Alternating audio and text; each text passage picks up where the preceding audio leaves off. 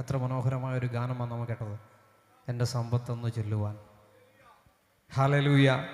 ആ പാട്ട് കേട്ടപ്പോൾ എൻ്റെ ഒരു ജീവിതത്തിൻ്റെ അനുഭവം ഞാൻ ഇന്നിങ്ങനെ ഓർത്തു.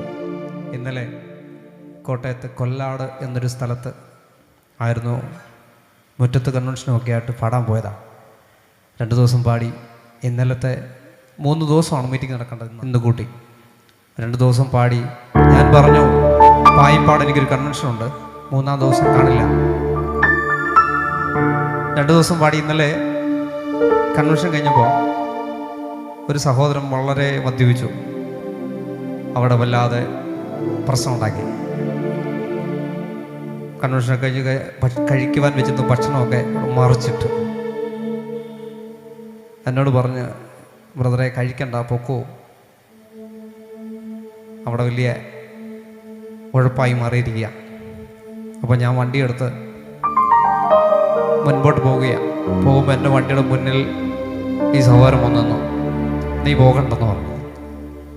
ഞാനിങ്ങനെ നോക്കി ചിരിച്ചു. പിന്നെ വൈപ്പർ ഇങ്ങോട്ട് വലിച്ചു പറിച്ചു.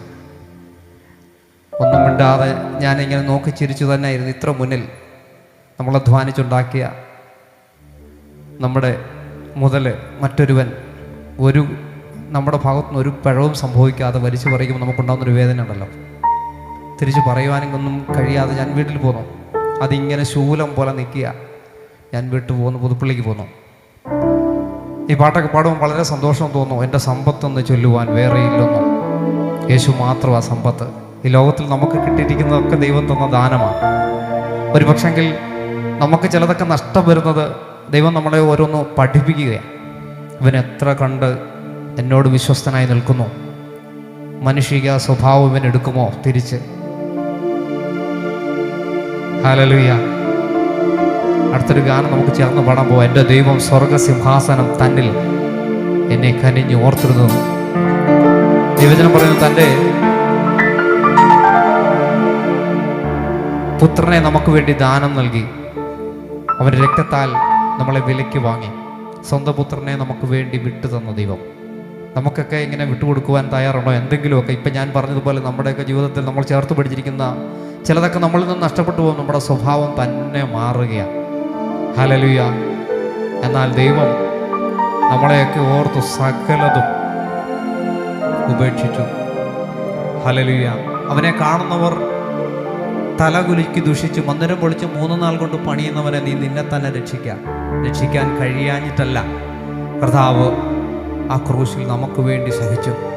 ഈ ഗാനം എല്ലാവർക്കും അറിയാവുന്ന ഒരു നല്ല പാട്ടാണ്. നമുക്ക് ചേർന്ന് പാടി കർത്താവിനെ മഹത്വപ്പെടുത്താൻ പോകുകയാണ്, കരങ്ങളെ തട്ടിക്കൊണ്ട്.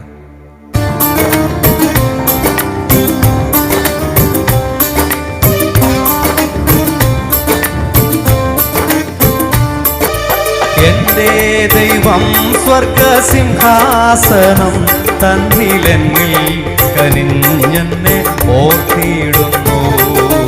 എൻ്റെ ദൈവം സ്വർഗസിംഹാസനം തന്നിലെന്നിൽ കനിഞ്ഞെന്നെ ഓർത്തിടുന്നു. ഒരു പ്രാവശ്യം പഠിച്ചാണ് പാടാം. എൻ്റെ ദൈവം സ്വർഗസിംഹാസനം തന്നിലെന്നിൽ കനിഞ്ഞെന്നെ ഓർത്തിടുന്നു. ആമേൻ. എൻ്റെ ദൈവം സ്വർഗസിംഹാസനം തന്നിലെന്നിൽ കനിഞ്ഞെന്നെ ഓർത്തിടുന്നു. അപ്പനും അമ്മയും വീടും ദാനങ്ങളും വസ്തു സുഖങ്ങളും കർത്താവത്രേ.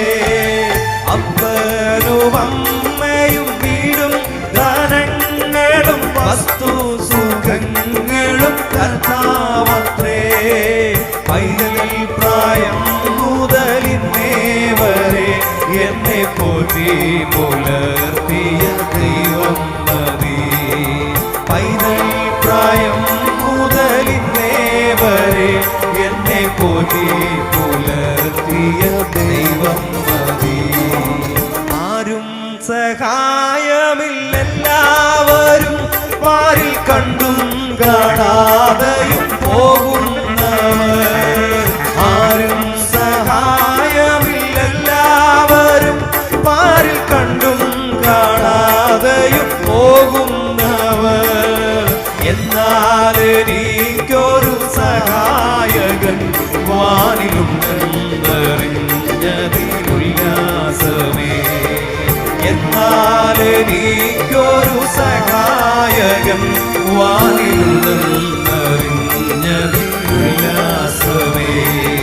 പിതാവില്ലാത്തോർക്കു നല്ലൊരു താതനും പെറ്റമ്മയെ കവിഞ്ഞാടുവാനും. പിതാവില്ലാത്തോർക്കു നല്ലൊരു താതനും പെറ്റമ്മയെ കവിഞ്ഞാടുവാനും. വിധവയ്ക്കും കാതനും സാധുവിനപ്പവുമെല്ലാർക്കുമെല്ലാം കർത്താവത്രേ. വിധവയ്ക്കും കാതനും സാധുവിനപ്പവുമെല്ലാർക്കുമെല്ലാം കർത്താവത്രേ. എന്റെ ദൈവം സ്വർഗസിംഹാസനം ഓർത്തിടുന്നു. എന്റെ ദൈവം സ്വർഗസിംഹാസനം തന്നിലെന്നിൽ